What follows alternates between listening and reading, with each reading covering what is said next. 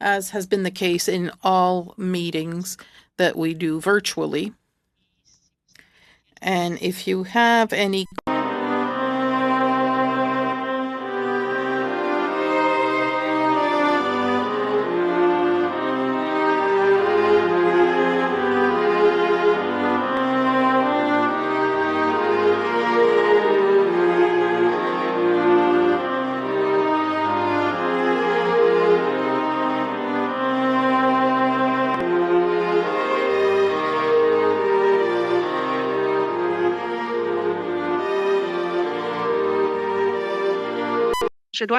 I must inform members that the clerk can only receive motions for the election of a chair. She cannot receive any other motion, cannot hear any points of order, nor participate in the debate.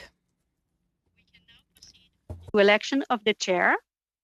Pursuant to Standing Order 1062, the chair must be a member of the government party. I am now ready to receive motions for the election of the chair. Madam Clerk, I would like to nominate Ken McDonald as chair of the Fisheries and Oceans Committee. Thank you, Mr. Hardy. It has been moved by Mr. Hardy that Mr. McDonald be elected chair of the committee. Are there any other motion? Seeing none, pursuant to the motion adopted by the House, I will have to put the question and ask for a recorded vote unless there is clear unanimous consent to the motion. Shall I proceed with a recorded vote? So the question that is being recorded is that on the motion of Mr. Hardy, that Mr. Ken McDonald be elected chair of the committee. Mr. Baptiste. Vote in favor. Mr. Beach. Vote in favor. Mr. Killoway. I vote in favor. Mr. Hardy. I vote in favor. Mr. McDonald. I vote in favor. Mr. Morrissey. I vote in the favor. Mr. Arnold. I vote in favor of the motion. Mr. Bragdon. I vote in favor of the motion.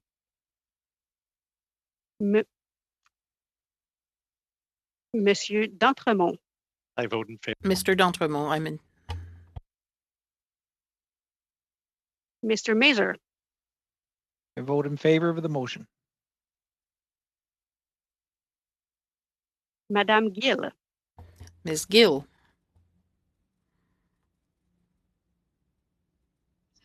You're in mute, Madame Gill. Could you please remove mute? Yes, indeed. I'm in favor of the motion. Thank you very much. Finally, Mr. Johns, who is also on mute.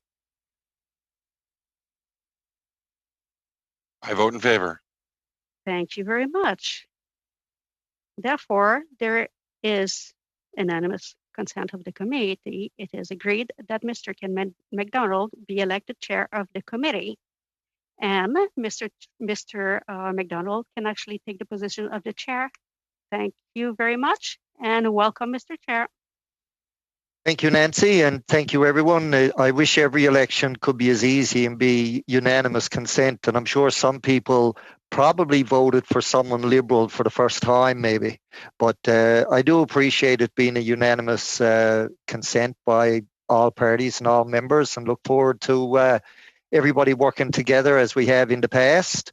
I, of course, want to especially congratulate Mr. Bragdon on his new appointment on the Conservative side, and welcome, of course, filling in from Cape Breton Canso, Mr. Kellaway, and, of course, a new member to the committee, Mr. Mazier from Dauphin Swan River Nipawa.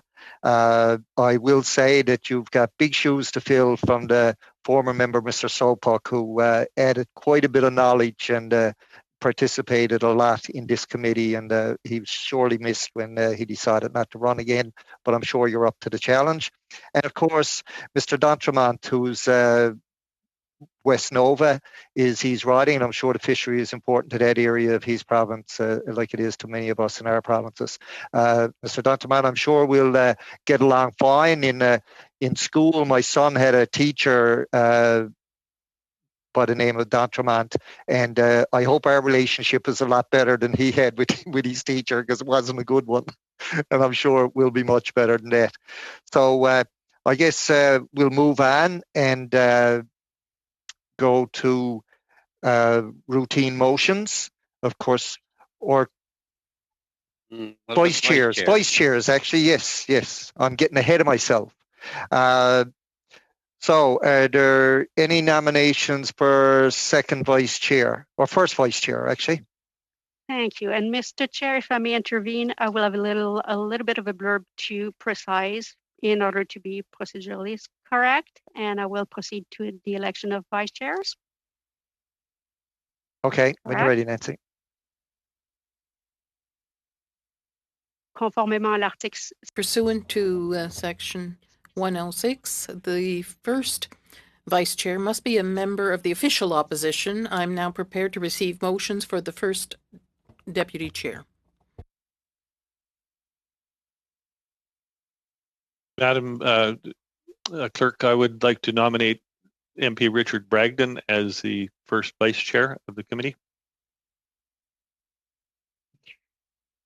Thank you. It has been moved by Mr. Arnold that Mr. Bragdon be elected first vice chair of the committee. Are there any other motion for the position of first vice chair of the committee? Seeing none again, it was moved, I will repeat from Mr. Arnold, that Mr. Bragdon be elected first vice chair of the committee. And according to the motion adopted by the House again, I will proceed with a recorded vote. Mr. Baptiste. I vote in favor. Mr. Beach. I vote in favor. Mr. Killoway. I vote in favor. Mr. Hardy. Is Mr. Hardy with us? I am guessing he is not with us at the moment. Can you hear me, Mr. Hardy, just to make sure? Yes, I'm sorry. Yes, I can, and I vote affirmative. Thank you very much, Mr. Hardy. Mr. Morrissey. Yes, I vote affirmative. Mr. Arnold. I vote in favor. En faveur de la motion. Monsieur Bragdon. Of the motion.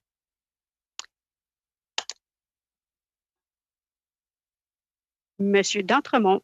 Mr. D'Entremont. I vote in favor of the motion. Mr. Mazer.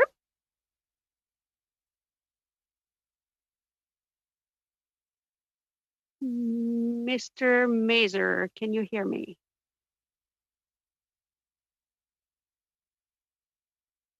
So recorded vote for the first vice chair of the committee, Mr. Fraser. We will move on. We'll move on with Ms. Gill. I vote in favor of the motion. And finally, Mr. Johns. I vote in favor. Thank you very much. And Mr. Chair, it's all yeas, and by unanimous consent of the committee, I declare Mr. Bragdon duly elected as first vice chair of the committee. Mr. Chair, I'd like to nominate Marlene Gill as the second vice chair. Thank you. Give me a second. So pursuant to the standing order, pursuant to the standing order, indeed, the second vice chair of the committee must be a member of the other opposition, other than the official opposition. And Mr. Baptiste moved that Ms. Gill be elected second vice chair of the committee. Y a-t-il d'autres motions pour la position? Are there any other motions for the position of second vice chair of the committee? Ne voyant. Seeing none, we will proceed with the recorded vote to respect the order made by the House on September 23rd. So the vote for the election of the second vice chair of the committee. Moved by Mr. Bettis that Ms. Gill be elected second vice chair. Mr. Baptiste, I vote in favor. Mr. Beach, I vote in favor. Mr. Killaway, I vote in favor. Mr. Hardy, I vote in favor. Mr. Morrissey, I vote in favor. Mr. Arnold, I vote in favor. Mr. Bragdon, I vote in favor.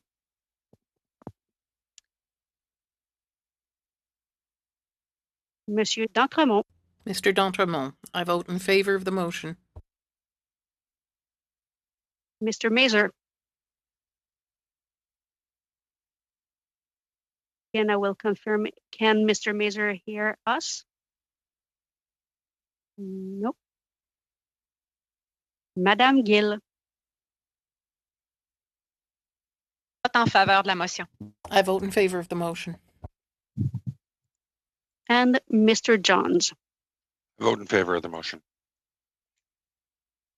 Thank you very much. And again, Mr. Chair, all the votes were yeas. So I declare duly elected Ms. Gill, second vice chair of the committee. Félicitations.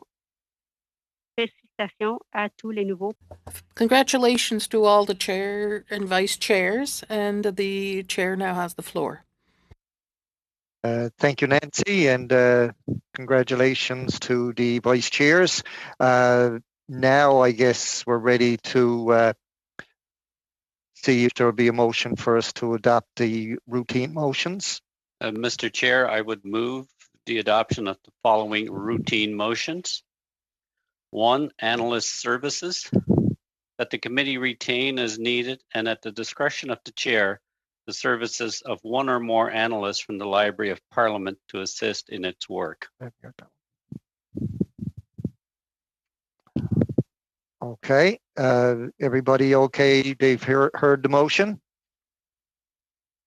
Okay, all those in favor? I don't know if you want, or Nancy, do you do this as a recorded vote? Well, I will specify with you in the committee, or you want to proceed. The motion adopted by the House on September 23rd was that all votes should be taken by recorded vote unless there is unanimous consent of the committee to agree or unless it is a vote on division. That being said, I don't know if the committee today wants to proceed with a recorded vote for every single vote, or if Mr. Chair, you want to suggest and ask if in any way if we should proceed that way. Okay, do we just want to proceed with a unanimous consent, or do you want a recorded vote? Okay, hearing nothing. J'aimerais procéder par appel nominal, s'il vous plaît. I would like a recorded vote, please.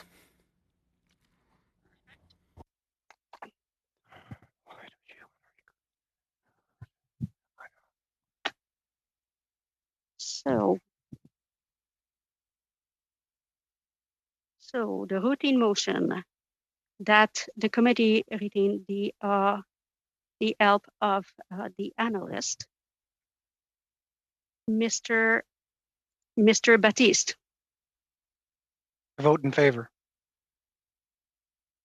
Mr. Beach. I vote in favor. Mr. Killowy, Vote in favor. Mr. Hardy, I vote in favor. Mr. Morrissey, I vote in favor. Mr. Arnold, I vote in favor. Mr. Bragdon, I vote in favor.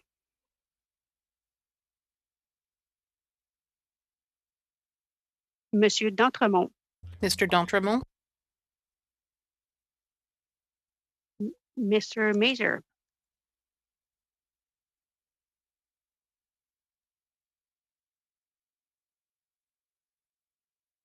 Mr. Mazur, Madame Gill, Ms. Gill, I vote in favor. and Mr. John. I vote in favor. All yeas, Mr. Chair.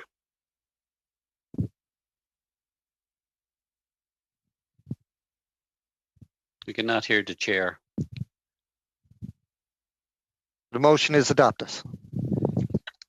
Second, the second routine motion, subcommittee on agenda and procedure, that the subcommittee on agenda and procedure be established and be composed of 5 members, the chair, 1 member from each party, and that the subcommittee work in the spirit of collaboration. Subcommittee on that.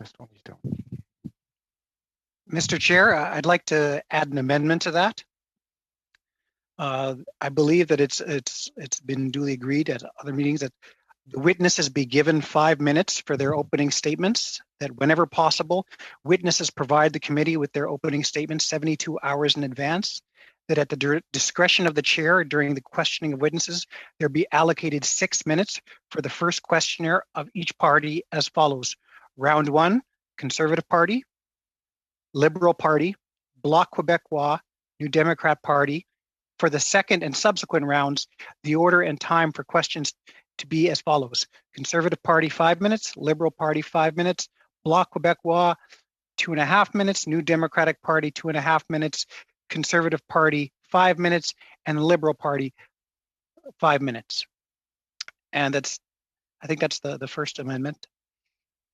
And I'll just go to number 2 with other in-camera, sorry, I heard my echo on that, but other in-camera meetings that the committee may meet in camera only for the following purposes. A, to consider a draft report. B, to attend briefings concerning national security. C, to consider lists of witnesses. D, for any other reason with the unanimous consent of the committee. That all votes taken in camera, with the exception of votes regarding the consideration of draft reports, be recorded in the minutes of proceedings, including how each member voted when recorded votes are requested. That any motion to sit in camera is debatable and amendable. Thank you, Mr. Chair. Yeah, Mr. Batiste. Mr. Chair, I have a question, point of order. I don't believe that's in relation to the motion that was just read. I believe that's down number 4, Jaime. You're gonna make me do this all again, Bobby? Eventually. That's exactly what I was going to raise, Mr. Morrissey, was that I don't think it applies to the motion you just read out. So, okay.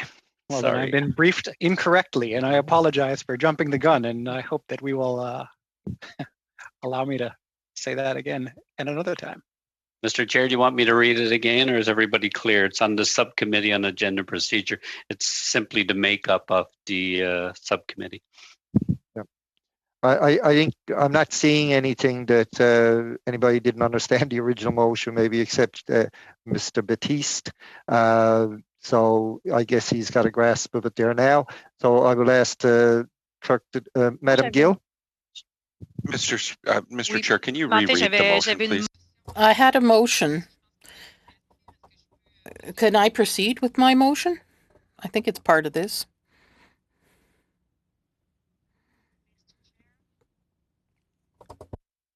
Madam Gill, is your motion an amendment to the original motion?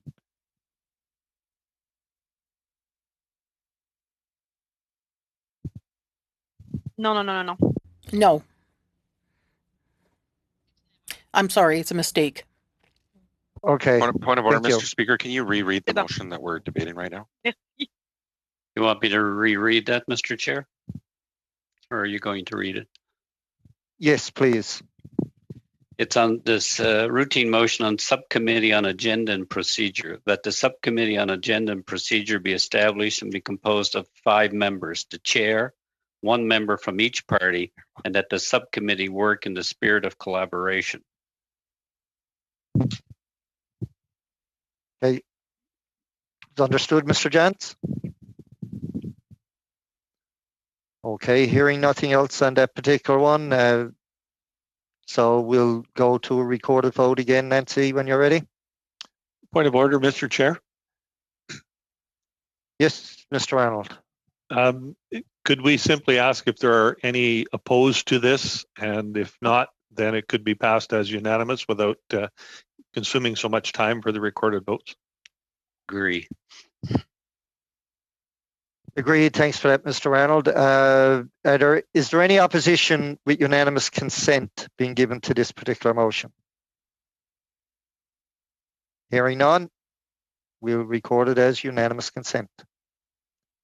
Mr. Chair, third routine motion is meeting without a quorum, that the chair be authorized to hold meetings to receive evidence and to have that evidence printed when a quorum is not present, provided that at least 4 members are present, including 2 members of the opposition and 2 members of the government. But when traveling outside the parliamentary precinct, that the meeting begin after 15 minutes, regardless of members present.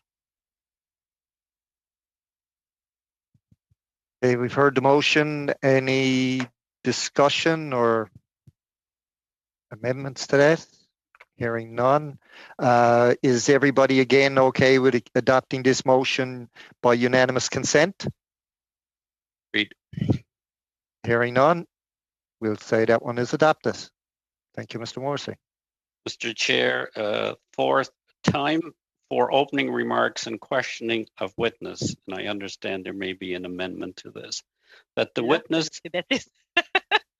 that the witness from any one organization be allowed up to 6 minutes to make their opening statement, that during the questioning of witnesses, at the discretion of the chair, there be allocated 6 minutes for the first questioner of each party as follows: Conservative Party, Liberal Party, Bloc Québécois, New Democratic Party. For the second round and subsequent rounds, the order and time for questioning be as follows: Conservative Party, 5 minutes, Liberal Party, 5 minutes, Conservative Party, 5 minutes, Liberal Party, 5 minutes, Bloc Québécois, 2.5 minutes, New Democratic Party, 2.5 minutes. I understand there may be an amendment. Mr. Baptiste? Yes. I think we've heard it, but we probably got to hear it again now. Mr. Baptiste, you'll have to go through that again. Okay. Well, that was a practice round for this one. The witnesses be given 5 minutes for opening statements, that whenever possible, witnesses provide the committee with their opening statements 72 hours in advance, that as the discretion of the chair and during the questioning of witness, there be allocated 6 minutes for the first questioner of each of the party as follows. Round 1, Conservative Party, Liberal Party, Bloc Québécois, New Democratic Party. For the second and subsequent rounds, the order and time for questioning be as follows. Conservative Party, 5 minutes, Liberal Party, 5 minutes, Bloc Québécois, 2.5 minutes, New Democratic Party, 2.5 minutes, Conservative Party, 5 minutes, Liberal Party, 5 minutes. And I'm guessing the in-camera thing can wait, right? Till we get unanimous consent on. Okay, I'm learning. I'm getting there. Hey, thank you for that, Mr. Baptiste. We've all heard the amendment to the original motion. So I will ask, is there unanimous consent on the amendment before we actually go to the vote on the motion? Nancy? Mr. Chair, if I just can intervene, I would possibly suggest the members to keep in mind that when the text of motion refers to 72 hours, that maybe it would be a good idea to specify 72 hours whenever possible, because witnesses are not always invited more than 72 hours ahead of time. And also sometimes it is not feasible for them to just provide a full text to us within 72 hours. So I just want to let the chair know that it would probably be a good thing to keep in mind, however, that it is whenever feasible and whenever possible. Okay, Mr. Batista, as the mover, are you in agreement with that statement by the clerk? Yes, I think it's very reasonable. Okay. So again, is there any opposition to this amendment? Hearing none, we'll pass the amendment by unanimous consent. Mr. Chair, are we proceeding to the next? Well, technically, if you adopt an amendment, you would then move the full motion as amended. Yeah. Okay, so now we'll go and ask for unanimous consent to adopt the motion as amended. Hearing no opposition to that, motion adopted. Thank you, Chair. Number 5, routine motion, document distribution, that only the clerk of the committee be authorized to distribute documents to members of the committee only when the documents are available in both official languages, and that witnesses be advised accordingly. Thank you, Mr. Morrissey. We've all heard the motion. Do we have unanimous consent to proceed? Okay, hearing no opposition, we'll call that one adopted. Working meals, that the clerk of the committee be authorized to make the necessary arrangements to provide working meals for the committee and its subcommittees. Thank you, Mr. Morrissey. Hearing no opposition or intervening on this one, can I assume that it's unanimous consent? Hearing nothing, we'll call that one adopted as well. Mr. Morrissey. Mr. Chair, routine motion on travel accommodation and living expenses of witnesses, that if requested, reasonable travel accommodation and living expenses be reimbursed to witnesses not exceeding 2 representatives per organization, provided that in exceptional circumstances, payment for more representatives be made at the discretion of the chair. Okay, we've all heard the motion. Any objection or query at all? Okay, we'll call this one adopted unanimously. Mr. Chair, routine motion on access to in-camera meetings, that unless otherwise ordered, each committee member be allowed to have 1 staff member at an in-camera meeting, and that 1 additional person from each House officer's office be allowed to be present. Okay, we've heard the motion. Hearing no concerns, do we have unanimous consent? Okay, I'll assume we do. Thank you. Mr. Chair, routine motion on transcripts of in-camera meetings, that 1 copy of the transcript of each in-camera meeting be kept in the committee clerk's office for consultation by members of the committee or by their staff. Okay, we've all heard the motion. Seeing no interventions, we'll go with unanimous consent. Mr. Morrissey.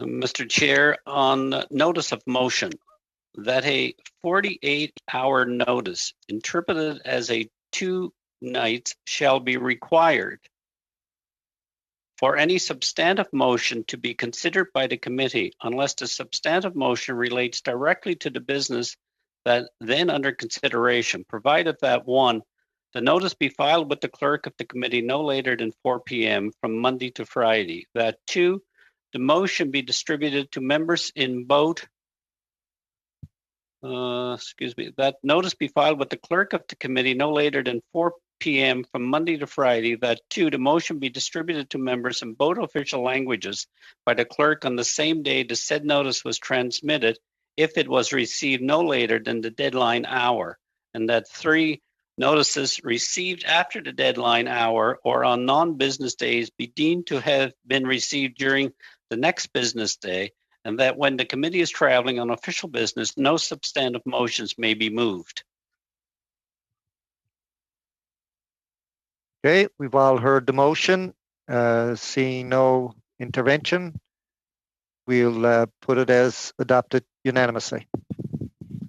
Mr. Chair, routine motion on orders of reference from the House respecting bills.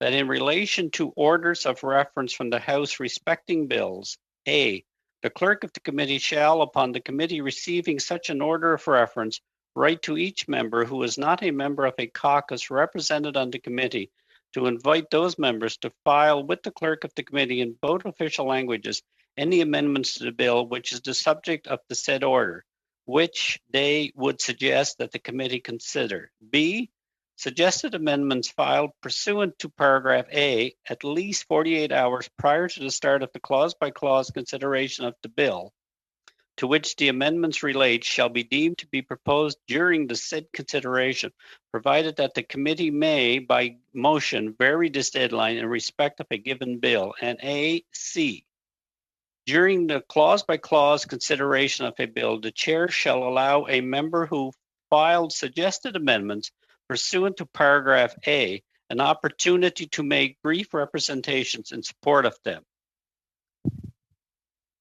Okay, that was a mouthful, Mr. Morrissey.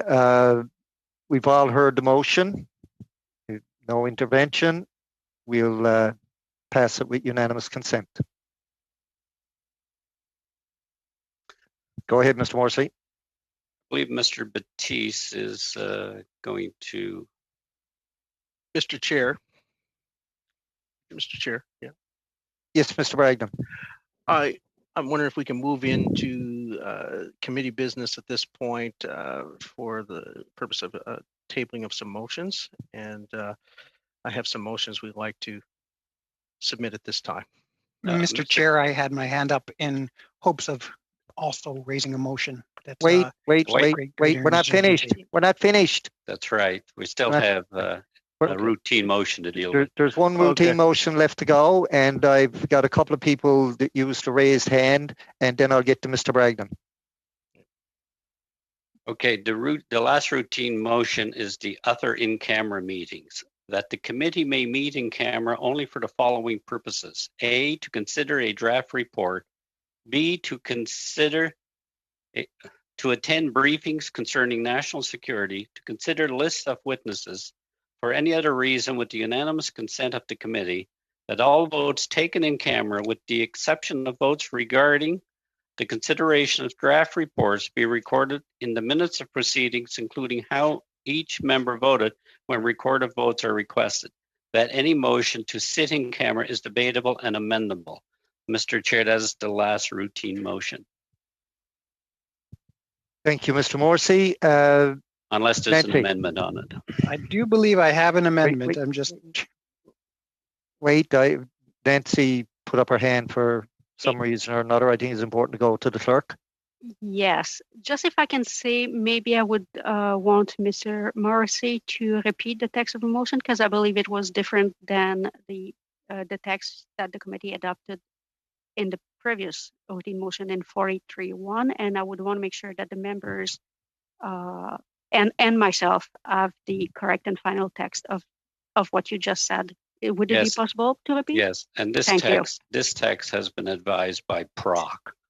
That's why I'm asking. The last one, yes, okay. Again, other in-camera meetings. That the committee may meet in camera only for the following purposes. A, to consider a draft report. B, to attend briefings concerning national security. C, to consider lists of witnesses.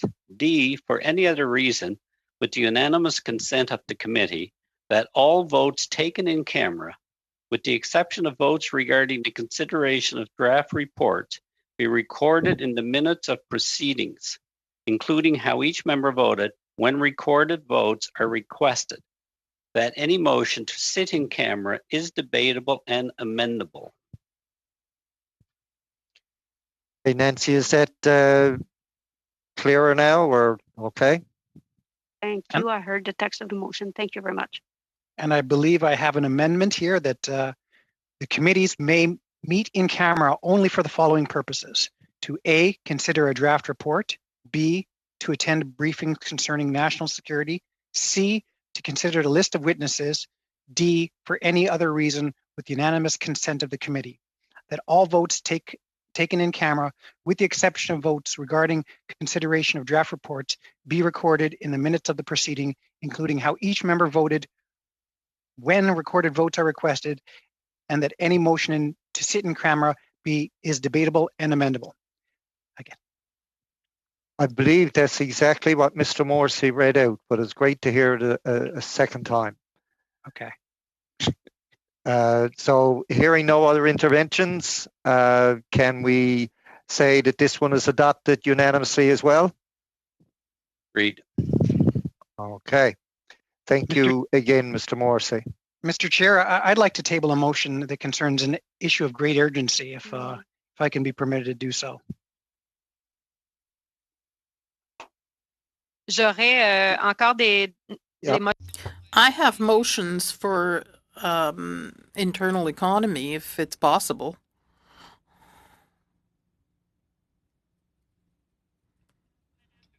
Ms. Gill, I believe that you're on mute. Did you hear me earlier? I have two interventions. I would like to table motions adding to the internal motions, as well as because with interpretation, it's absolutely normal. There's a lag, so sometimes the vote takes place with unanimous consent without I hearing everything that was said. I'm the only one in this situation. So it would give a break to the interpreters, too, if we could work a little slower. I'm being rushed here, even though I agree there was no problem here, but there was one amendment I could not make at that time to the internal motions, routine motions. So I'd like us to have a slower pace, please. No problem. So, est-ce que je peux procéder? Can I proceed with a motion now? In order to have enlightened decision-making, when members of the Fisheries Committee make a declaration about powers given to the committee under Section 108, every member could have a written motion before a debate and vote takes place. The interpreter apologizes but does not have the text of that motion. okay, we've heard the motion from Madame Gill. Is there any discussion? Hearing none. Mr. Chair, if I could, yes, could we yes, have it Mr. read? Reynolds. Could we have it read one more time? Thank you. Madame Gill. Madame. Vous conviendrez que... Yes, you will agree. Of course, yes. In order to ensure enlightened decision-making when members of the Standing Committee on Fisheries and Oceans make a decision on a motion regarding the mandate of the committee or powers of the committee under the standing order, every member should have a written version in both official language of a motion before a debate is held or a vote is held about that motion. Is that okay for you, Mr. Arnold? Okay. Yes, thank you, Mr. Chair. Again, any discussion? Okay, hearing none. Can I move forward with this as a unanimous consent of the committee? Agreed. Okay. Thank you, Madam Gill. I think you have another one. Oui, j'ai une dernière. Yes, I have last one, another motion. That all meetings that do not have to be held in camera or within the parliamentary precinct to be webcast or televised according to availability of meeting rooms and multimedia services. Okay, we've all heard the text of the motion. Any discussion on that one? Hearing none, I guess we can move forward with this being adopted by unanimous consent. So done. Thank you, Madam Gill. So, Mr. Chair. Yes, Mr. Batiste. As a I know I have been jumping in, but there's something very significant that's going on that is of great urgency in Nova Scotia.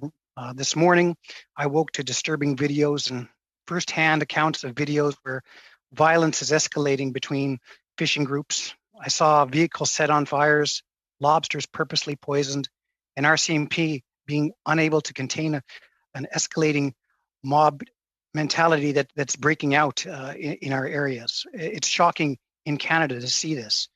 And I find myself struggling as a parliamentarian and as a Nova Scotian, as a member of the surrounding communities, to reckon with the violence and, frankly, the hatred that has bubbled to the surface in this dispute that's going on.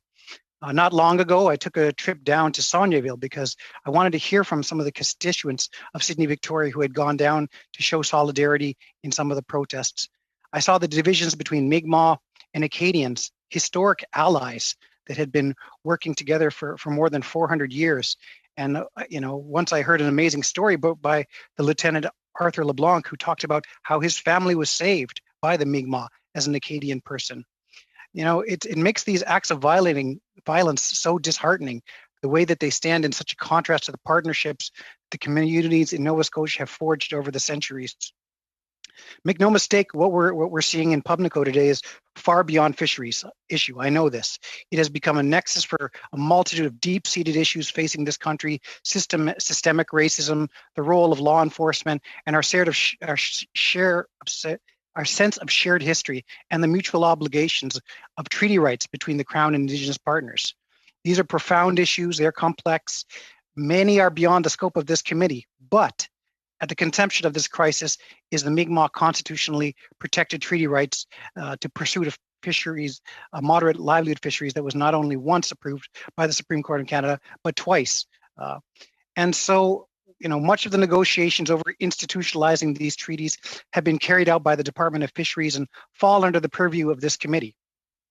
While this is only a small part of the crisis, I believe this committee, by examining the implementation of the Mi'kmaq constitutionally protected treaty right to fish in pursuit of a moderate livelihood and evaluating the current rights and reconciliation agreement process, can play a proactive role in this ongoing situation and to inform standards and the practices that could prevent such crisis from happening again.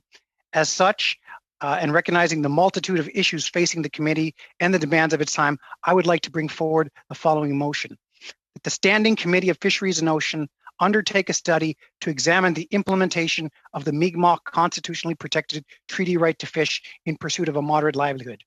In order to evaluate the current rights and reconciliation agreement process and identify issues that need to be addressed and a recommended path forward.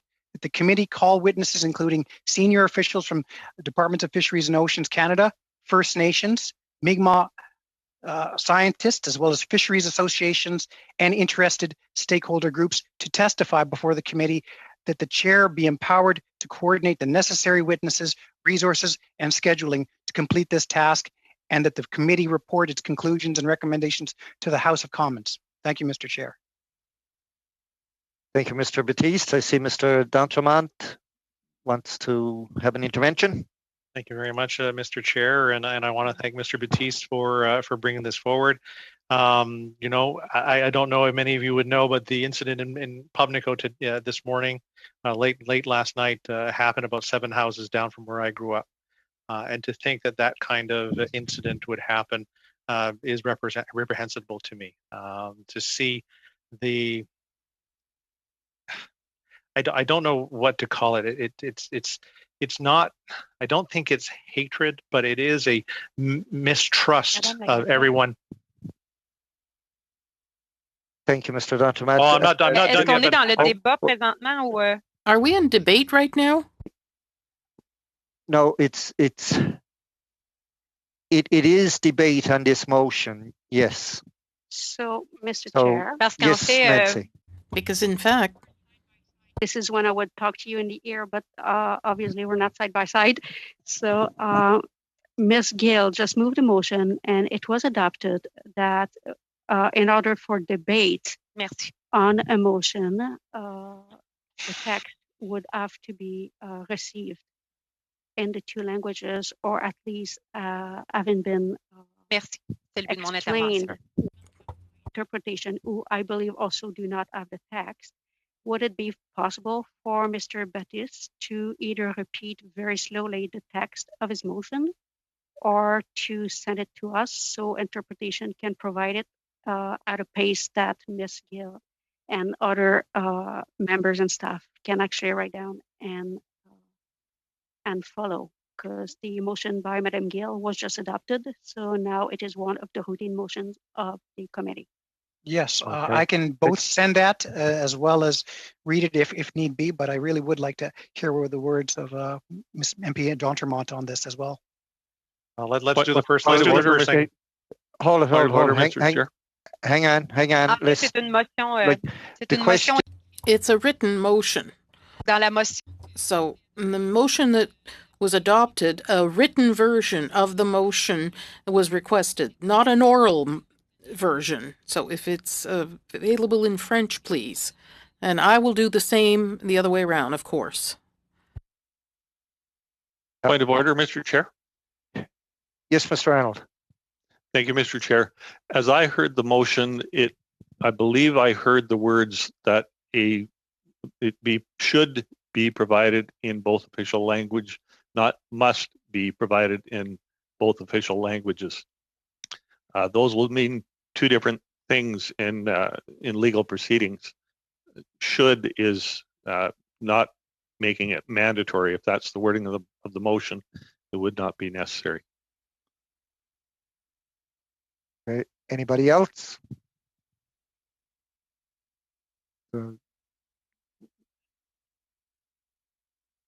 Je comprends pas le. I don't understand here, this intervention.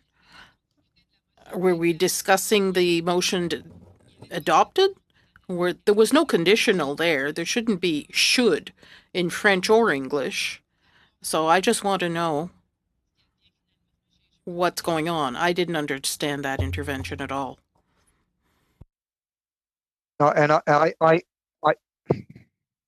I have a copy of your motion, Madam Gill, and there is no should or must in the thing. It said that each member of the committee shall be provided with a written version in both official languages of a motion to study before a vote is held on its adoption. It's not should or must, it's shall is the wording of the actual motion. So it may have been interpreted maybe differently from French to English when it was being read out, but Madam Gill did provide a actual text of the motion. So it has to be provided. It shall be provided in both official language before a vote can be held on it. So we've heard the motion, but I would say to Mr. Baptiste to please make sure that it is provided to committee in both official languages before it gets voted on. Absolutely. Yeah. Okay. Okay. It's such an important issue right now. I mean, things are blowing up. We have an issue that is going to have people getting hurt. I'm only a temporary member of this committee. It would be nice to be able to speak to it, but knowing that's now the motion, unfortunately, that puts a kibosh to this. It's unfortunate we can't talk about something so important. And that motion was adopted by the committee, unfortunately, on unanimous consent. Mr. Johns. Thank you, Mr. Chair. Would it be possible, in light of the urgency of the situation, we also think it needs to be addressed very quickly by this committee, to push for an emergency meeting of the committee so that we can get this motion back on the table and that we can talk about this motion, because Mr. Baptiste needs to give notice to all of the committee members so that we can get this motion on the table to talk about.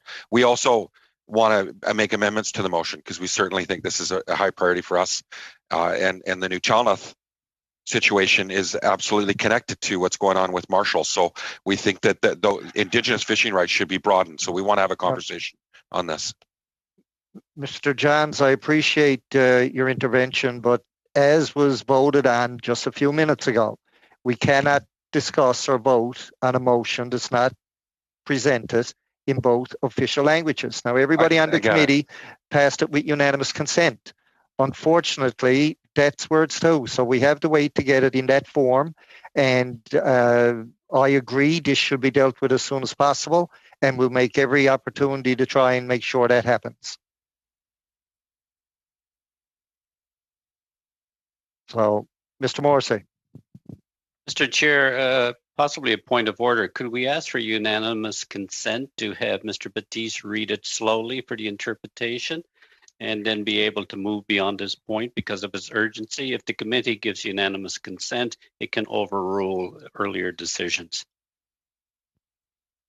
Okay, do we have unanimous consent for Mr. Batiste to read his motion slowly so as interpretation can follow along and everybody can hear it in their language of choice?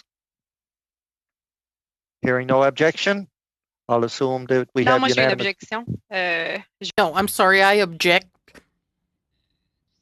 Simply because the motion was adopted, and you see in this debate, we see the problem. We have a text that's read, we don't understand it properly, there are errors with shall, should, whatever. That's already presented a problem. So I think that debating and voting in an enlightened way means that we must have the text written down in both official languages. So I'm sorry, I object. Okay, Mr. Morrissey, we don't seem to have unanimous consent. So we Mr. will. Chair, Yes, Madam may I Clerk. suggest that you contact me, considering the distance, it's hard for me to be in touch with you, but would it be possible to maybe suspend and discuss with me so I can provide you a few Okay, insights? I'll suspend for a couple of moments just to hear from the clerk. Thank you.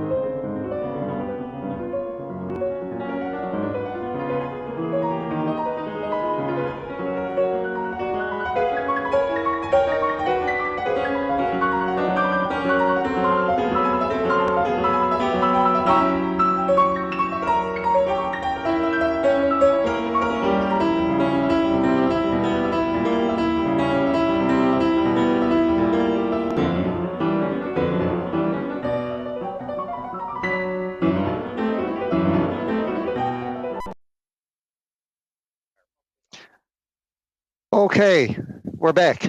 Madam Gill, if I could make a suggestion, and I know anybody who had motions to introduce today in their minds, or if it was their anticipated course of action for today, had no way of knowing, of course, that this motion would be introduced by yourself and pass unanimously and be adopted. I have been told that the interpreters now have a copy of the motion in its translated form. Would it be okay with you, because we've heard several members talk about the importance of getting this started and on the record as soon as possible, and they want to speak to it. Could we today ask the interpreters to read out the motion in French, so as it would be on the record, and we could then move on to that. And by doing this today, this in no way means this is what we'll do every time. I won't ask again for permission to do this. Everybody can give their notice of motion. They can put their motion on the record, but it cannot be voted on unless it has been received in both official languages going forward.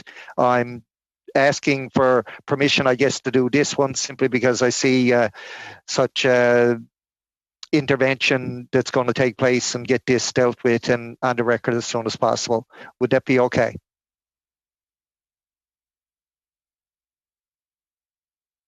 Okay, hearing nothing, you're okay with it, Madam Gill? En fait, non. No, I do have a reaction here. This becomes unanimous consent from considering Mr. Morrison said. I was against it then. We're talking about an emergency, but there was a prorogation. We could have continued our committees then. I consider that in order to debate and vote in an enlightened way, I require both official languages. I need the French. So, unfortunate, but I must insist on this. If we can undo rules every time, we're not very rigorous or credible. That is a necessity. There are two official languages, so I must insist on this. But I thank you, and I thank all members for their understanding. And the interpreters, too. Hearing no unanimous consent, I will let members know that they can introduce any motions, of course, today, but if they're not in both official languages, we will not be able to vote on them until they are provided in that form. And I understand fully, Madam Gill, and I wasn't in no way trying to take away the privileges expected of you as a more of a... Okay, you understand. Mr. Johns, if it's on the same motion, we can't talk about it? Mr. Chair, can you just explain maybe procedurally if we want to call for an emergency meeting of the Fisheries and Oceans Committee to discuss this motion so that Ms. Gill and the whole committee has the motion in both official languages, what would that require right now? Well, it would probably require a motion and consent to the clerk then to be able to do that. I'd like to get to other motions first that people have indicated they've put up their hands to bring forward motions, and Mr. Batiste will consider Mr. Batiste now a notice of motion. So next on the list is Mr. Hardy. Thank you, Mr. Chair. I'd like to give notice of the following motion. That pursuant to Standing Order 108-2 and given the decline in Pacific salmon stocks and the ongoing situation with Big Bar landslide, the committee undertake a study on the state of Pacific salmon and make recommendations on next steps to ensure for the long-term health of these stocks, as well as the commercial, indigenous, and recreational fisheries that depend on them. That this study consists of at least 6 meetings, with 2 of those meetings focused on the Big Bar slide, that the committee call witnesses, including senior department officials, First Nations, and relevant stakeholder groups to testify before the committee, that the committee report to the House, that the committee reintroduce all testimony and submissions on this subject from the first session of the 43rd Parliament to be included and used for considering and drafting a report, and that all previous committee meetings on this subject be considered as meetings as a part of this study as outlined in the notice of motion. Thank you for that, Mr. Hardy. Before I go to Mr. Bragdon, I noticed that our friend Mr. Callaway has left us, and he's brought in another backup for Mr. Cormier. Of course, Mr. Sims, the member of Costa Bay's Central Notre Dame. Of course, no stranger to this committee. When I first started this, he was the chair. And he's off to a different committee now, but he takes great interest in the fishery since he represents such a fishing area in this province. Welcome, Mr. Sims. Nice to see you. Mr. Bragdon. Thank you, Mr. Chair. And just in regards to Mr. Hardy's motion, I take that's the motion we're considering at this point. So just in regards to that, there's a couple of, and this may be incorporated into it, could be considered a friendly amendment. I just want to put this on the table for consideration. Yep. Mr. Bragdon, we can't actually discuss the motion. It's a notice of motion. It's not up for debate. It's not up for any discussion whatsoever because it hasn't been provided, of course, as we know, in both official languages. Okay.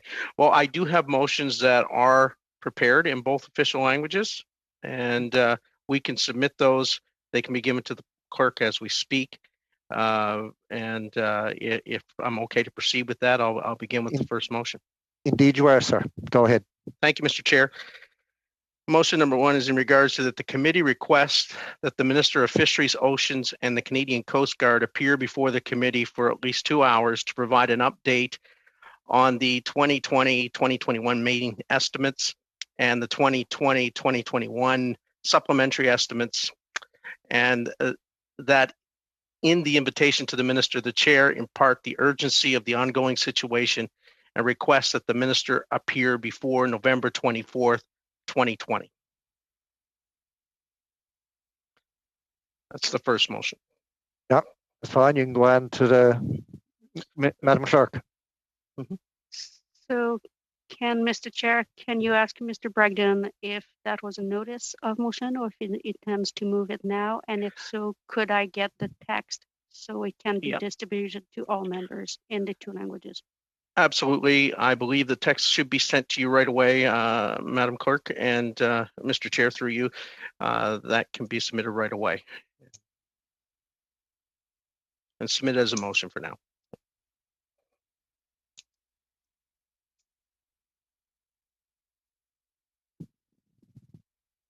Okay. So, Nancy, do I wait to receive that and make sure everybody got it first, or? Yes, I'll send that as we speak. Thank you very much. Okay.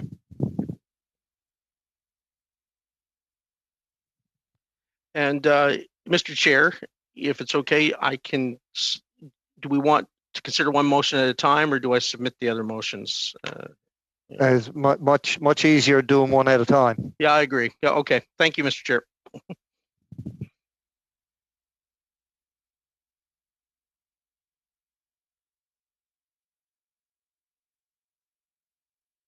So, dans les drafts FOPO, veux-tu aller dans les drafts FOPO?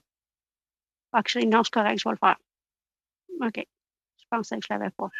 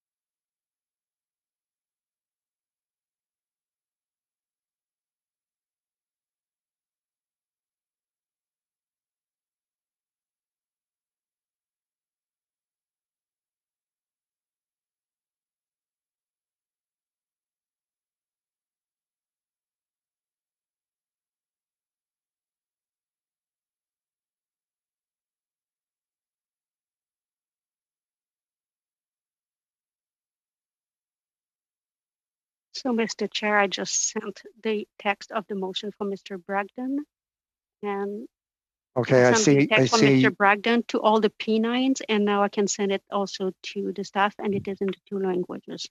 Yeah, and I believe Madam Gill nodded in knowledge that she has received it. So Oui, je we l'ai bien can. reçu. Merci. We can go on now to discussion, or is that notice of motion? Debate. Any debate on that particular motion? Hearing none, I'll ask for a vote. Nancy? Just give me a second, Mr. Chair. Yep, no problem.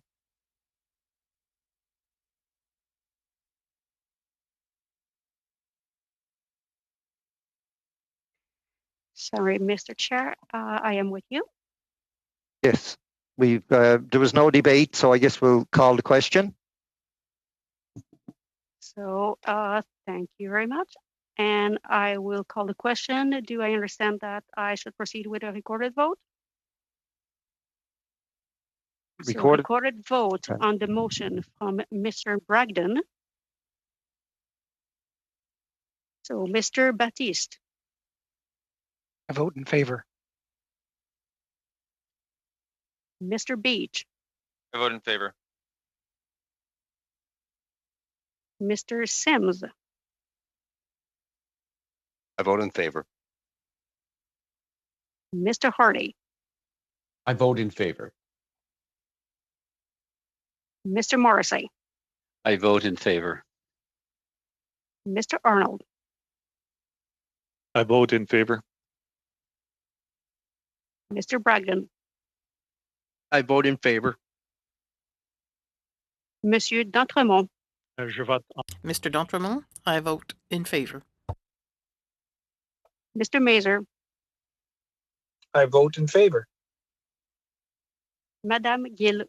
Ms. Gill, I vote in favor of the motion. Mr. Johns. I vote in favor. All yeas, Mr. Chair. Hey, thank you, Nancy. Point of order, Mr. Chair. Yes, Mr. Beach. Just a point of clarification. Let's assume that there was an amendment raised for the previous motion.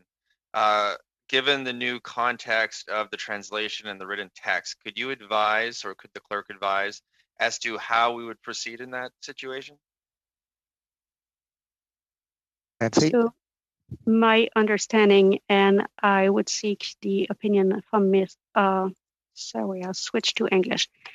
My understanding, and I will ask Ms. Gill if I'm correct, but the understanding I have is that our motion is in relation to studies pursuant to Standing Order 108.2. And I believe that from the opinion of Ms. Gill, I would want to make sure that she clarifies if that is also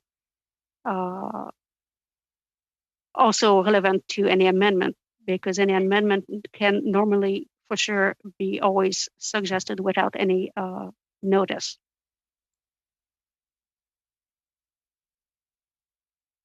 Yeah. So I don't think the motion included amendments, but I mean, nobody knows what motion is coming forward. So how could you have it provided in both official languages at the time the motion is read? So, and Madam Gill, you can correct me if I'm wrong. We would deal with the amendments to the original motion in our usual fashion. Okay, I'm seeing a nod from Madam Gill, so I hope that answers your question, Mr. Beach. Mais en fait, j'imagine qu'il faut tout de même. Well, I imagine that we have to have the final text before we can make a final decision. In the motion I tabled, that was clear. Before we proceed to a vote, we have to have final text in both languages. For amendments, we can't always foresee this. Thank you again. Now where we go. Back to Mr. Bragdon. I guess no. Back to you, Mr. Bragdon. Did I give out the vote? It passed. Again, Mr. Chair, as I just said before, if we were in a physical setting, I would also talk to you on the side. And because it's difficult now, I would ask if you would want to have any suggestion from me on the cell or later. Yeah, okay, but the motion by Mr. Bragdon, which was provided in both official languages, has been voted on and passed unanimously. And Yes. Mr. Beach, of course, raised an issue about if anyone presents an amendment to any notice of motion, which if we get the notice of motion the way we're supposed to now in both official languages, an amendment can be introduced anytime because nobody knows if they're going to make an amendment until they actually hear the motion. And hopefully the interpreters will be able to interpret it as it's being read out on any amendment. Mr. Bragdon. Yes, at this time, I believe Mr. Arnold has a motion to bring forward as well. Thank you, Mr. Bragdon. And with your actually now on my list next is Mr. Sims is who I have next on my list. I'll put Mr. Arnold down and Mr. Bragdon. I'm sure Mr. Arnold can know. It's not a matter of passing the baton. It's a matter of if you're finished, we'll go on to the next speaker. I do have actually, Mr. Chair, I do have one more motion that I can table as well. Just okay, if you would, please. Yep, thank you. Okay. That the following reports of this committee in the first session of the 42nd Parliament be adopted as reports in this session.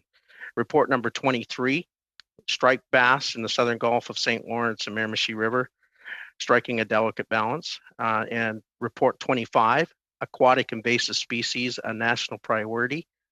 Report 26, in hot water, lobster and snow crab in Eastern Canada, and that the chair present the reports to the House. I so move.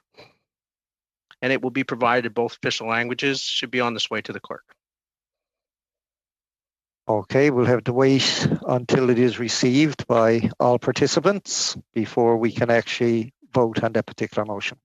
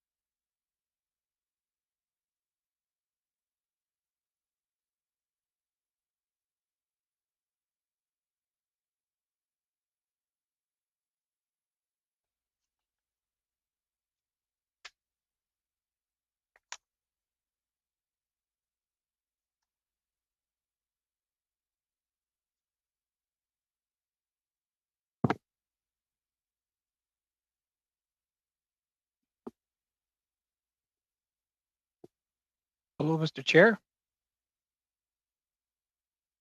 Yes, Mr. Dan Mazer. Mazer. Dan Mazer back. I'm back in my office and reconnected. So just making sure the Good. mic works here. Good. Yeah. Thank you. Perfect. Hear you loud and clear.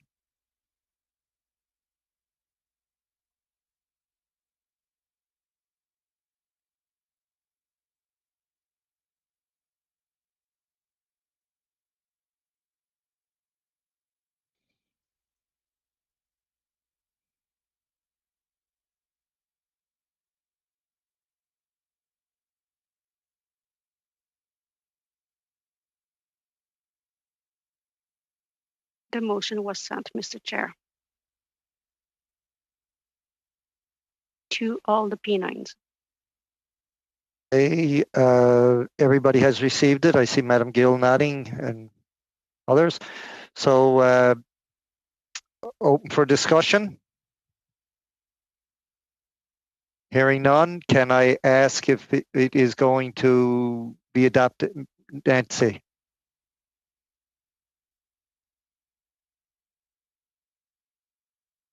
Madam Clerk, you waved. Yes, I am here. Sorry about that. I'm playing in between two computers to try to be back you. I just want to point out, if you do remember, the committee already readopted those motions from 42.1 into 43.1. The reports were not presented to the House because of the situation with COVID. If you recall back in the time, we suggested that pursuant to Standing Order 1082, there is a provision for dissenting opinion. And if I get to the text, the dissenting opinions, if any member of the new parties or new membership can actually add a dissenting opinion. And pursuant to the standing order, the committee would have to agree on a specific date to permit dissenting opinions, if any, to the report. Okay. So it could be done as part of the motion or as a next appended motion next to this one. Right. Everybody understand what the clerk has given us? Okay. Everybody seems to be okay with that. So J'aurais quelque chose. I have something. If we could have until Friday, we'd like to include a dissenting opinion, Madam Clerk, if possible. Can you repeat the date, Madame Gill? Could you repeat the date? Well, Friday, perhaps. 24 hours anyway. It would be sent to you. Chair, you may want to ask the mover if he agrees with that. Hey, Mr. Bragdon, are you okay with 24 hours or Friday as a deadline for dissenting report? Yes, I'm fine with that. Okay.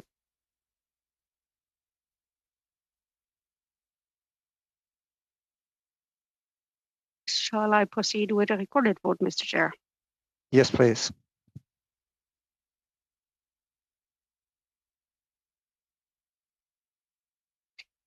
So on the motion from English, on the motion from Mr. Bragdon that the committee readopt and represent the reports adopted on the 42nd Parliament first session, Mr. Baptiste. In favor. Mr. Beach.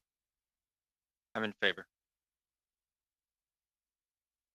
Mr. Sims. In favor. Mr. Hardy.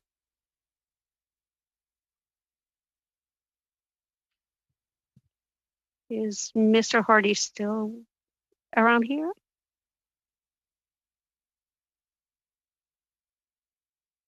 I do not hear you, Mr. Hardy. I see a thumbs up. I take that as a yes. Thank you very much. Mr. Morrissey. I agree. Mr. Arnold. I vote in favor of the motion. Sorry about that. Thank you. Mr. Bragdon, I vote in favor of the motion. Monsieur d'Entremont, En faveur de la... Mr. D'Entremont, in favor. Mr. Mazer. I'm in favor of the motion. Thank you. Madame Gill, Ms. Gill, I'm in favor of the motion. Mr. Johns. I'm in favor of the motion. Thank you very much, Mr. Chair. All yeas. Okay, passed unanimously. Is that it for you, Mr. Bragdon? Thank you. That nod will suffice as a yes. Mr. D'Entremont, you were next on my list. Just pass over me. Thank you. Mr. Sims. Thank you, Chair. Appreciate it. Good to see everybody. Some old faces, some new faces. I want to say hello to the table staff, Nancy, Danielle, and Ty, of course. This is something near and dear to the members' hearts, Serge Cormier, and I just wanted to move this motion. I'm assuming I can proceed with that, Mr. Chair. Sorry, I can't hear you. Yeah, okay, go ahead. Okay, thank you.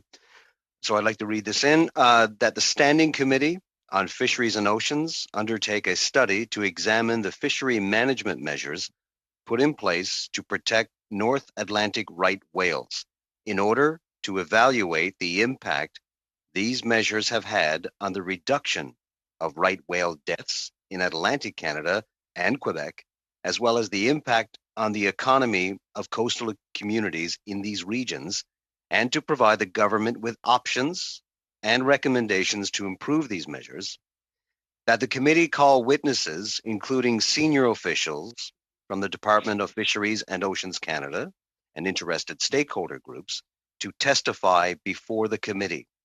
That the chair be empowered to coordinate the necessary witnesses, resources, and scheduling to complete this task, and that the committee report its conclusions and recommendations to the House of Commons. End of motion. Thank you, Mr. Sims. It's my understanding that that's being provided in both official languages. Any discussion? Hearing none, I'll ask for the clerk to do a recorded vote. When you're ready, Nancy.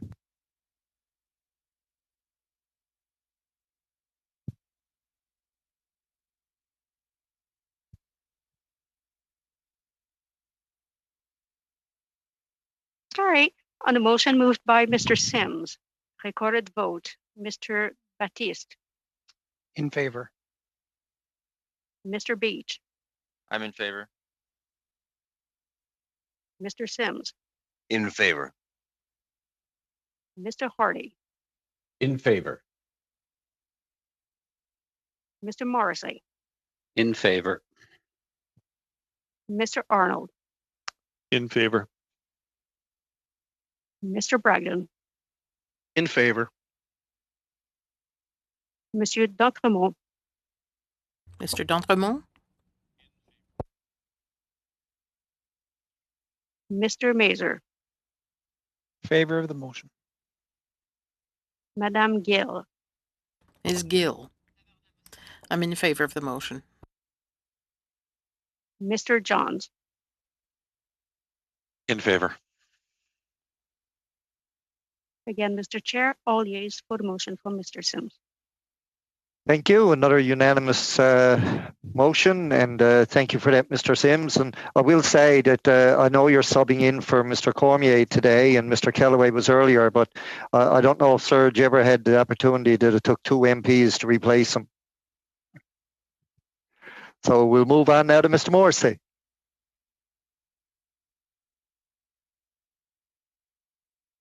Pourquoi?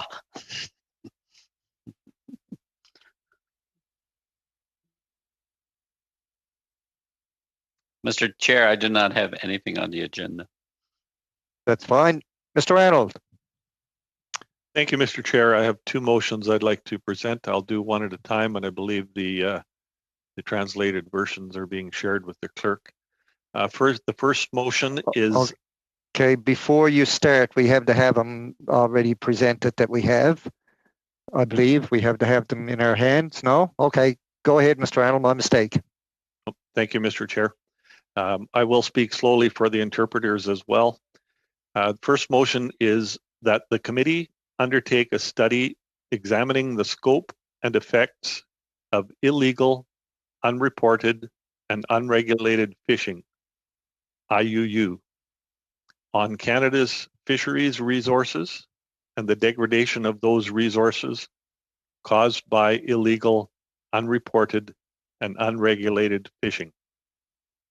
And that the committee receive witness testimony from the Minister of Fisheries and Oceans, Minister of National Defence, officials from the Department of Fisheries and Oceans and Department of National Defence, and Canadians impacted by IUU fishing, and that the committee allot no fewer than 8 two-hour meetings to receive said testimony, and that the committee also accept written briefs from individuals or organizations who wish to submit input, and that the committee submit its findings with recommendations in a report to the House of Commons.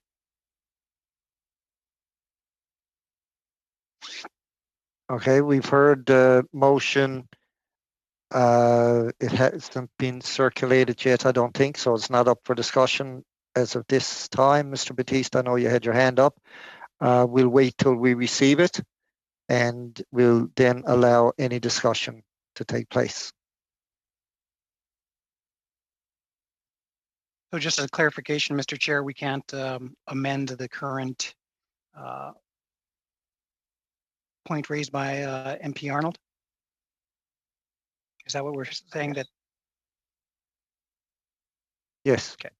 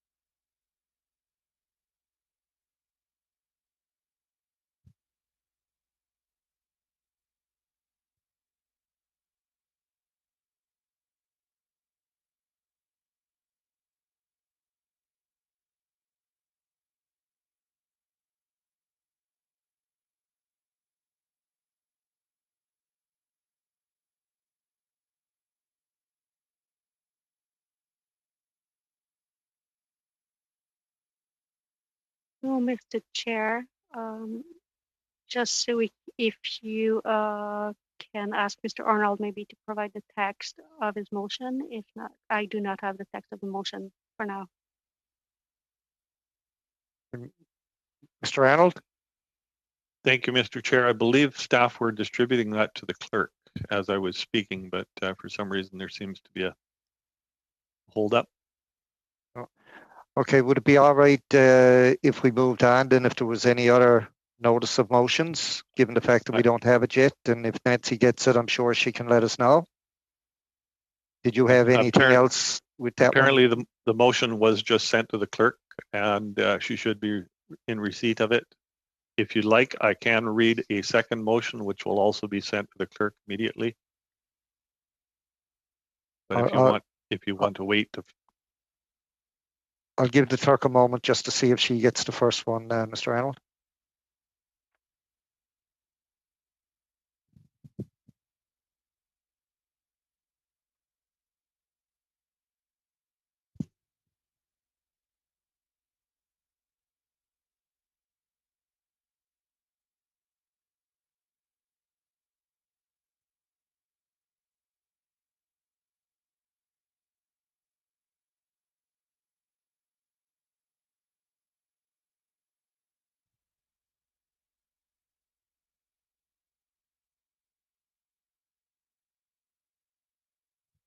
Mr. Chair, I do not see the emails and the text of the motions from the office of Mr. Arnold for now. Okay. And if Well- I can take this time to actually address the members of the committee and give them a reminder that it is much better to send them to the FOPO and the committee inbox and not to my personal inbox in case I cannot be on work or read my emails. That being said, either on my inbox or the FOPO inbox, I do not see the email. Okay, Mr. Arnold, for now, we'll take that as a notice of motion. Do you want to give notice of motion on another motion? If they arrive before you're finished, we'll vote on them. But if not, we won't discuss them or vote on them. Yes, thank you, Mr. Chair. I'll move on to the other motion, and hopefully those translated versions will be arriving to the clerk shortly. Further motion that I would like to make regarding the public fishery in British Columbia, which contributes 1.1 billion to Canada's economy, and the public fishery and 300,000 angling license holders provides 9,000 jobs, benefiting families and small communities and business connected to the public fisheries activities and tourism-related spending. And since 2016, the public fishery in British Columbia has been damaged by closures and restrictions. So the motion that I would like to make is that the Standing Committee on Fisheries and Oceans undertake a study of the socio-economic impacts of the Minister of Fisheries and Oceans' decision to restrict recreational and commercial fishing for Chinook salmon off the south coast of British Columbia over the past 2 years, and to fully understand the impact of this decision on small businesses and coastal communities. And as part of this study, the committee meet virtually with those impacted, including recreational anglers, small businesses, and Indigenous and coastal communities that have and continue to be affected and are observing significant additional hardship in business for the 2020 due to the reduction of opportunities in the public fishery. And as part of this study, the committee assessed measures, including measures other than fisheries management, that could deliver increases in Chinook salmon stocks while allowing for access and opportunity for harvesters, and that the department give a full briefing on all public consultations that took place on the West Coast with the affected fisheries, and that the committee submit its findings with recommendations in a report to the House. Thank you, Mr. Chair. Thank you, Mr. Arnold. I'm not seeing Nancy saying that she's received either one of those yet. Mr. Johns, you had your hand up. Oh, Mr. Chair, wait, Gord, the clerk has just asked me to hang on 1 second. I just sent one, another one is on the way.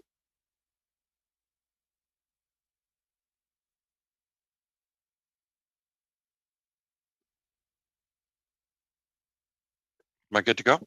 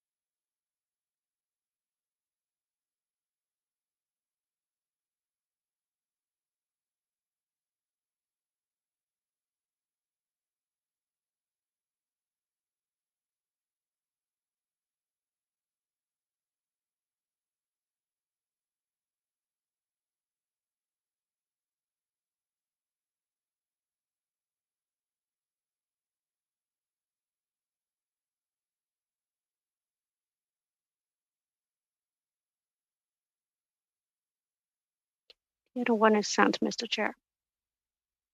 Okay, so both have been sent to committee members. Nancy? Okay, both have been sent and received in both official languages. Any discussion on the first motion by Mr. Arnold? Is that with the illegal fishing? I'm just trying to put any of these all in orders. If so, I would like to have an amendment. That was the first one, yes. I would like to amend that we make it without prejudice to Aboriginal and treaty rights because, you know, while they're bringing these fisheries up, they haven't specifically stated whether that's what they have in mind. And I don't think that's appropriate in terms of this kind of study, just to label them all together. Okay. We've heard the amendment. Nancy? Just to make sure that I take the correct note and also that the members understand what they are voting on, could Mr. Baptiste suggest a full sentence and specify exactly where that would be in the motion as an amendment? That we could put at the end of the motion that the motion is without prejudice to Aboriginal and treaty rights, which do not fall under these categories. Thank you very much. Okay, we've heard the amendment. Any discussion on the amendment? Okay, Nancy, do you want to do a recorded vote on the amendment and then we'll deal with the actual motion? Certainly, Mr. Chair. On the amendment from Mr. Baptiste to the motion from Mr. Arnold on illegal fishing, recorded vote, Mr. Baptiste. I vote in favor. Mr. Beach. I vote in favor. Mr. Sims. I vote in favor. Mr. Hardy. I vote in favor. Mr. Morrissey. I vote in favor. Mr. Arnold. I vote in favor. Mr. Bragdon. I vote in favor.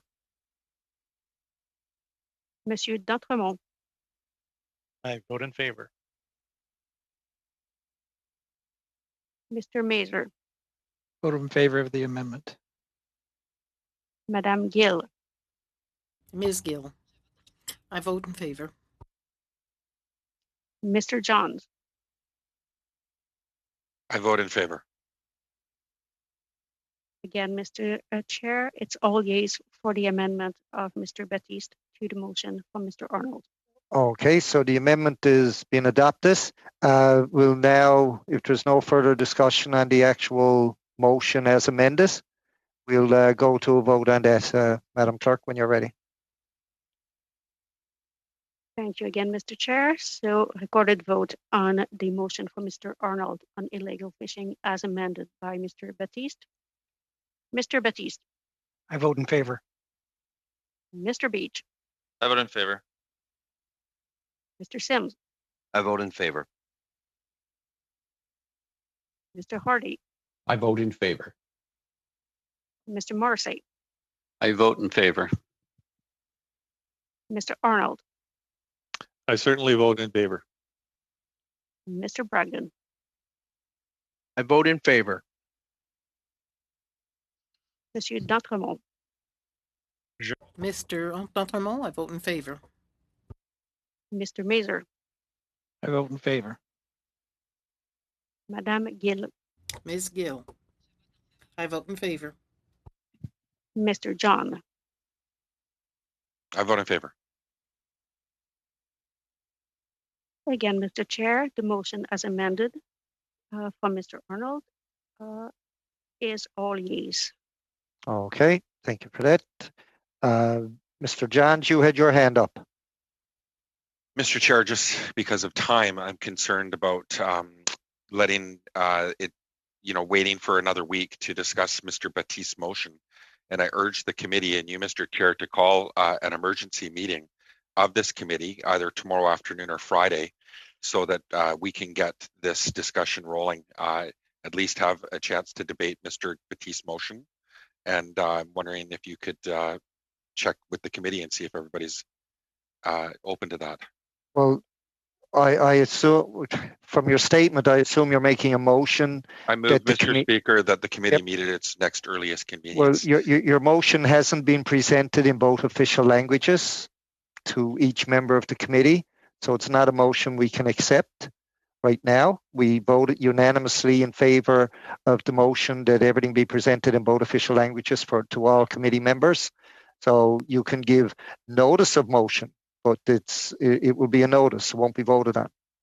Mr. Chair, it's my understanding that you have the authority to also call a meeting of the committee. Is my understanding without a motion? Yes, I can call a committee meeting at any time. I guess I can give notice of a committee meeting, but to dictate what's going to be discussed at that is in the form of a motion. I see the clerk is putting up her hand. Maybe she can better explain it. Nancy. Yes, thank you very much, Mr. Chair. And indeed, it is up to the chair to convene a meeting. And so if the chair wants to convene a meeting and specify a topic, he can certainly do so. The only thing as this time, Mr. Chair, is that you have to keep in mind that the committees do not yet have a schedule, and the whips are at this time debating and negotiating for a schedule for all committees. So before you convene a meeting, it would be important for you to contact your whip and see what is possible, because at this time, I myself, as a clerk, don't even know what is possible for this week. I know many committees will actually be doing election of chairs and organization meetings.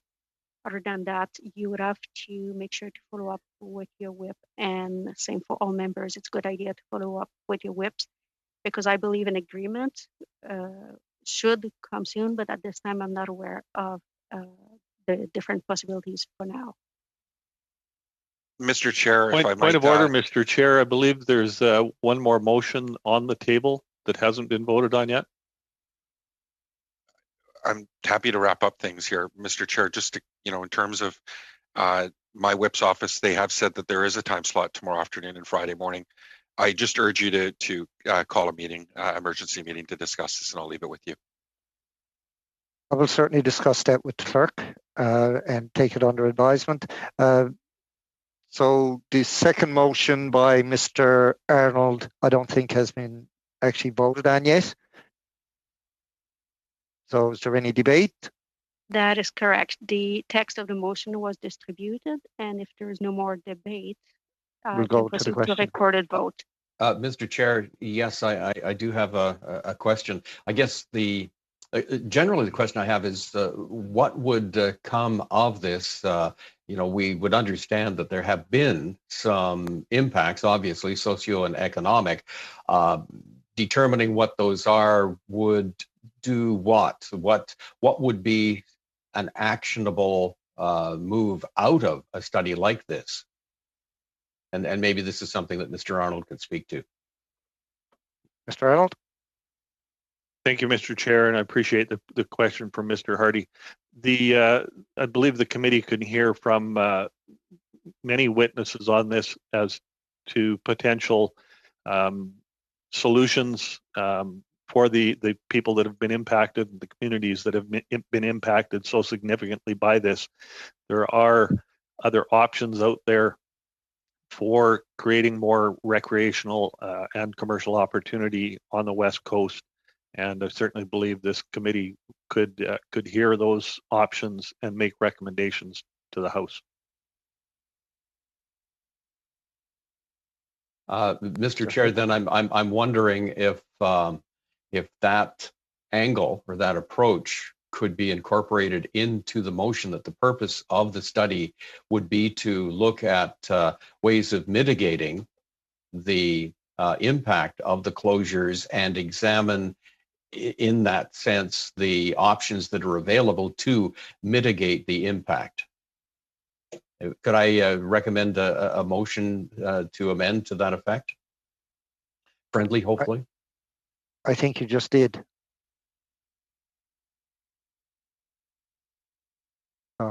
Any other, Mr. Arnold? Thank you, Mr. Chair. I believe that may be captured in this, that as part of the study, the committee assess measures, including measures other than fisheries management, that could deliver increases in Chinook salmon stocks while allowing for the access and opportunity for harvesters. That the department will give a full briefing on the public consultations that took place on the West Coast with affected fishers. So it's captured in the portion where it says including measures other than fisheries management that could deliver increases in Chinook salmon stocks. Is that satisfactory to you, Mr. Hardy, and maybe not needing an amendment? Yeah, I think that we can then, go ahead and vote on the study on its own merits. Okay, hearing no further interventions, Nancy, if you would take a recorded vote, please. So recorded vote on the second motion moved by Mr. Arnold. Mr. Baptiste. I vote in favor. Mr. Beach. I vote in favor. Mr. Sims. I vote in favor. Mr. Hardy. I vote in favor. Mr. Morrissey. I vote in favor. Mr. Arnold. I certainly vote in favor again. Mr. Bragdon. I vote in favor. Monsieur D'Entremont. Mr. D'Entremont. I vote in favor. Mr. Mazer. I vote in favor. Madame Gill. Ms. Gill. I vote in favor. Mr. Johns. I vote in favor.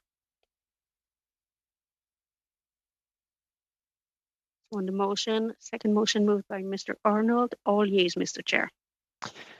Thank you, Nancy. Another unanimous motion. It's great to see the cooperation of all committee members. I haven't got anybody else with a hand up or a leg up or anything to. Madam yes, Gill. you do. I got my hand up. Yeah, Madam Gill has her hand up as well.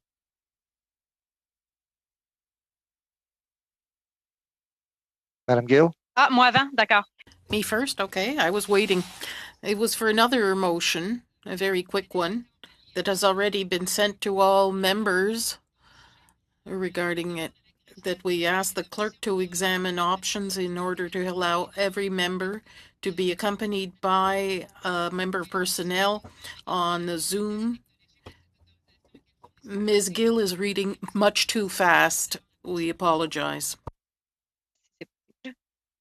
Si c'est possible, hein? Peut-être pas avant. If possible, maybe not before the next meeting, but it can be amended.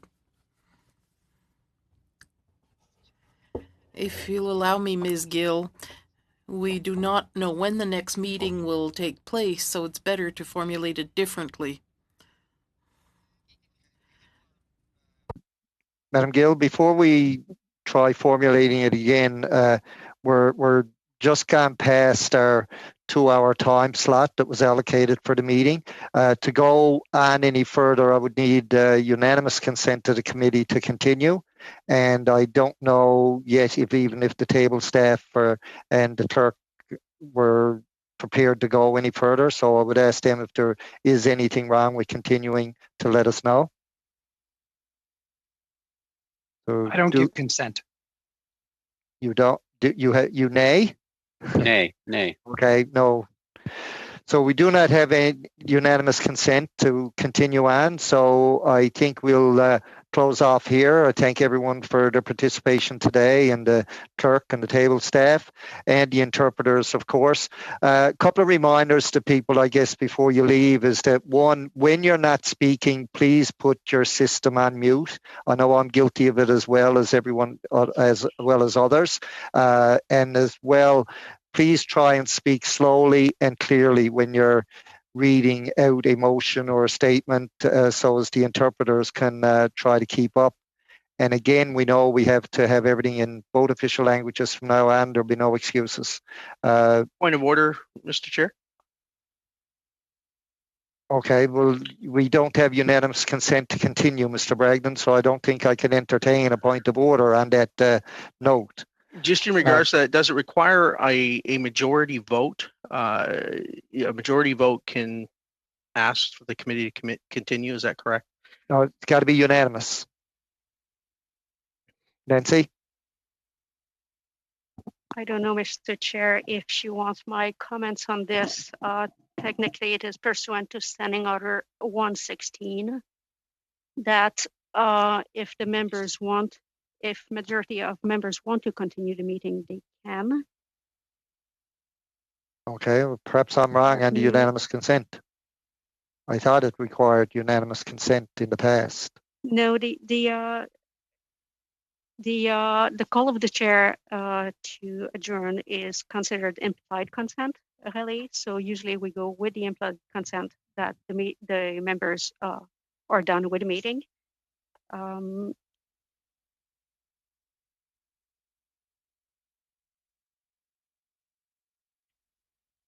So unless a debate is already started, if some members want to keep the debate going, the chair should not interrupt the debate. That being said, if the members seem to be, and what usually goes on is that usually the members are willing to adjourn the meeting, and that's when the chair calls the implied consent of the members to adjourn. Okay. So can I ask again, should we vote on it, or Nancy, Mr. Bragdon is asking, can we vote on it to extend? And it was You would not need the unanimous consent, but if the members and the committee wants to keep on meeting, and if considering that we are virtual, if the room is available and the resources are available, I can start by looking into this before anything else anyways. Okay, do you mean going Would forward? the committee, if it is the will of the committee to pursue the meeting, I would first have to verify that the room is available and that the resources of the house are available at this time. Okay, Do you want me to look into this? I think the committee, some were saying no, some obviously say yes. So should we get a vote on it to see? I don't remember who said no for unanimous consent, and I don't remember who said yes. So the only way I think we can find that out is if we go to a vote. Mr. Arnold. Mr. Chair, I'd like to move that the committee continue further business today if the resources are available.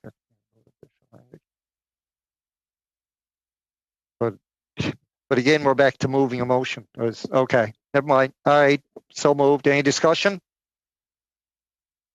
Okay, Nancy, can you do a recorded vote, please? Well, I will first see if there are any resources. Okay.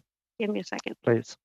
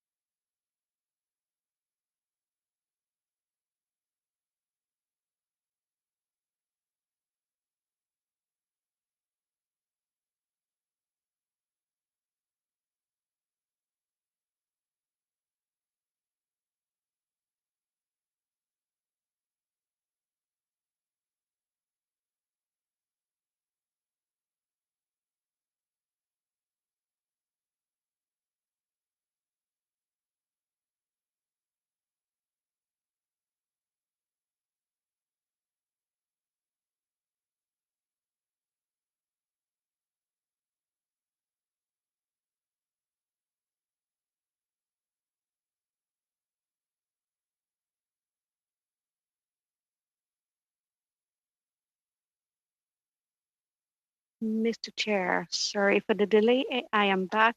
I see that there are no meetings until 3:30 in this room, and staff would be able to pursue the meeting if there's quorum and the members want to pursue the meeting. Okay, do you want to do an actual vote on that, Nancy? The motion of September 23 is that the motion of September 23 is that votes should be recorded unless there is clear unanimous consent. So I Okay. guess yes. When you're ready. Mr. Baptiste? Point of order, Mr. Speaker. Mr. Batiste is in the waiting room trying to get back into the meeting. Oh, yes, I see that. So what about oh, it was admitted and is on the way back. Give him a little second. Maybe I can actually ask Mr. Beach for his recorded vote during that time. I vote against this. Was there a chance for debate?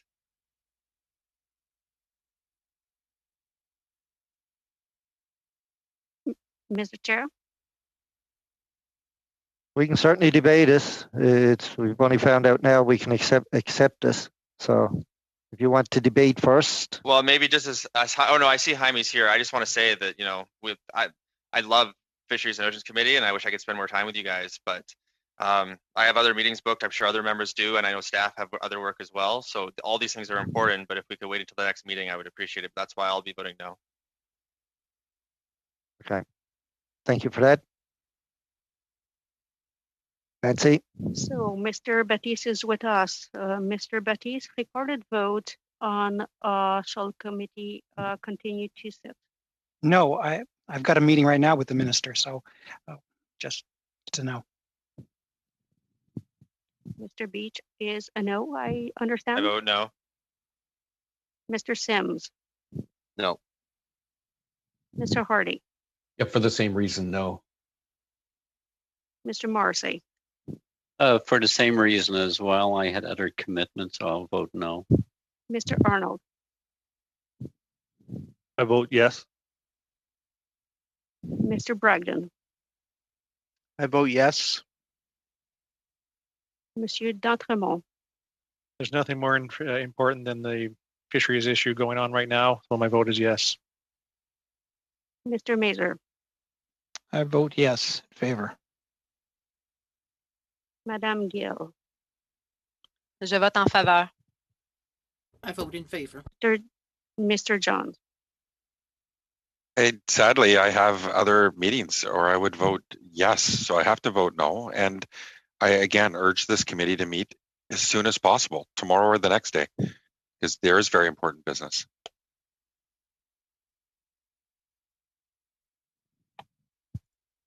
So, Mr. Chair, you have one.